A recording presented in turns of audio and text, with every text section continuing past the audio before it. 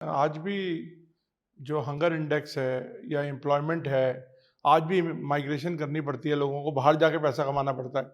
States में इतनी resources नहीं हैं, स्टेट्स में इतनी इंडस्ट्रीज़ नहीं हैं। रिलेटिवली बेटर है, जो आप बोल रहे हैं आंकड़े समझ आते हैं।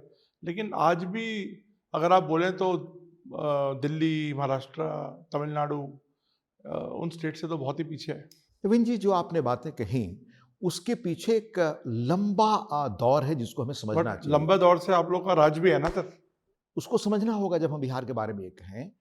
48 में बिहार, 48 से 50 के बीच बिहार भी अन्य राज्यों के मुकाबले अपनी नई यात्रा शुरू की उसने। उस दौर को, फेज को आप देखें तो सिर्फ अंग्रेजों से शासन कांग्रेस को मिला।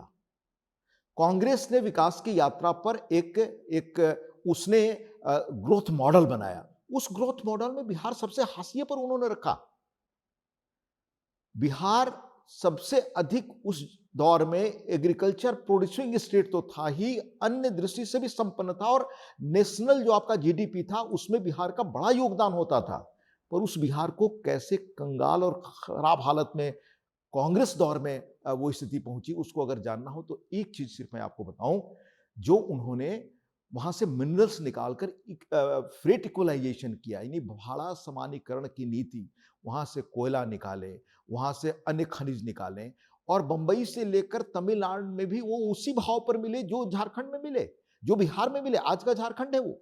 तो बिहार जब झारखंड के साथ था, वो सबसे देश का मिनरल रिच स्टेट था, तो फ्रेट इक्वलाइजेशन पॉलिसी ला करके उसको डिस्क्रिमिनेट करके सबसे पीछे ले जाया गया। ये कांग्रेस दौर की कहानी है जो लंबा चला, उसको मैं आपको बताऊंगा। दूसरा, उस दौर में क्या हुआ एग्रीकल्चर के मामले में, जिसके बारे में थॉमस मूर जो पहला ब्रिटिश एम्बेसडर था, जिसने कहा मुगल बादशाह जो थे 17वीं शताब्दी के शुरू में, कि बंगाल पूरे देश को खिलाता है, तब बिहार बंगाल का अंग होता था।